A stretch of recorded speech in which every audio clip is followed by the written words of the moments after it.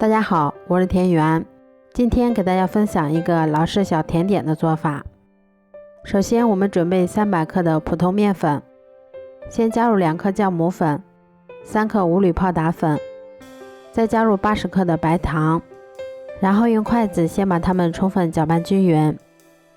接着我们先打入2颗鸡蛋，鸡蛋的重量大约是120克，再加入70毫升的食用油，然后用筷子先把它们搅拌成这种面絮状，再下手把它们揉成像这样偏软一些的光滑面团。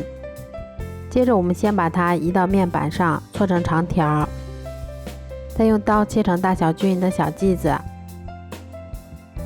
我们取一个小剂子，先把它揉圆，然后再用手把它轻轻地按扁成小饼的形状。都做好后，把它们依次放到铺有硅油纸的烤盘里面，然后盖上保鲜膜，让它先醒发30分钟。醒好后，我们先在表面给它刷上一层鸡蛋液，这样成品的颜色会更加好看。然后在表面再给它撒上一些白芝麻增香。接着我们把它放到烤箱里面，烤箱中层上下火170度，烤18分钟左右就可以啦。这样做出的小点心吃起来口感非常的松软香甜，还有一股浓浓的芝麻的香味儿。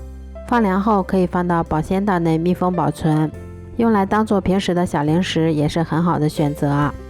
如果喜欢的话就试试吧，喜欢我的视频就关注我吧，谢谢您的支持啊。